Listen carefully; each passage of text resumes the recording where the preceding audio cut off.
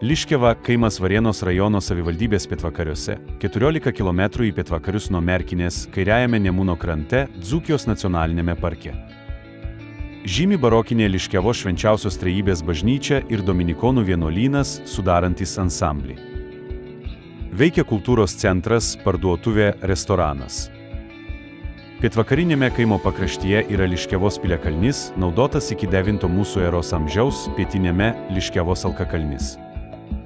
Yra mitologijos paminklai Liškiavos akmuo su jaučio pėda ir raganos akmuo. Ant Liškiavos piliakalnio 14 amžiaus pabaigoje ar 15 amžiaus pradžioje pradėta statyti mūrinė pilis, bet po kryžiuočių sutriuškinimo Žalgirio mūšyje statyba nebuvo tęsiama, kadangi pilis neteko gynybinės reikšmės. Liškiavos kaimas įsikūrė 15 amžiuje, kai pasibaigus kovoms su Teutonų ordinu prasidėjo ištuštėjusių pasienio sričių kolonizacija. 15 amžiaus antroje pusėje įkurtas Liškiavos dvaras, kuris 15 amžiaus pabaigoje atiduotas Mykolui Glinskiui. Pastatyta bažnyčia, kuri nuo 16 amžiaus antros pusės iki 1624 metų priklausė evangelikams reformatams. 1629 metais Liškiavos valdytojas Mikalojus Pranskevičius Radziminskis pastatydino Liškiavos dvaro rūmus. 1644 metais įkurta parapija.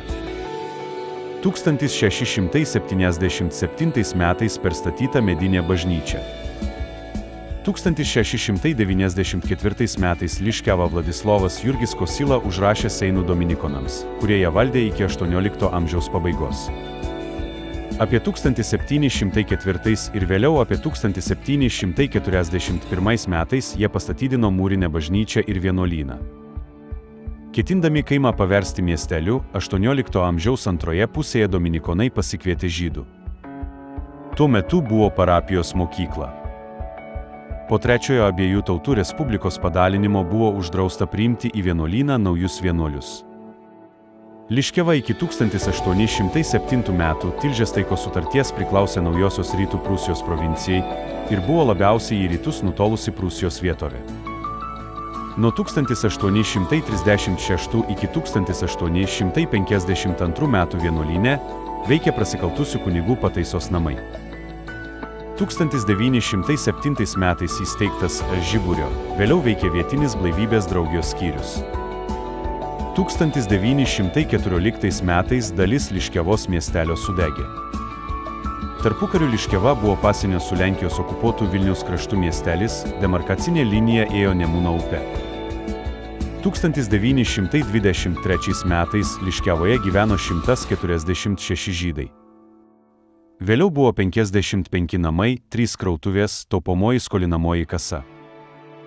1939 ir 40 metais Liškiava buvo pasienio su Baltarusijos tarybinė socialistinė respublika miestelis. 1941 metais nacių okupacinės valdžios nurodymų nužudyta apie 200 Liškiavos žydų. Sovietų valdžia per pirmą ir antrą okupacijas ištrėmė 36 kaimo gyventojus. Nuo 1944 metų apylinkėse veikė Lietuvos partizanų Dainavos apygardos, Dzūkų partizanų rinktinės, Boleslovo Šimkonio Šarūno būrys.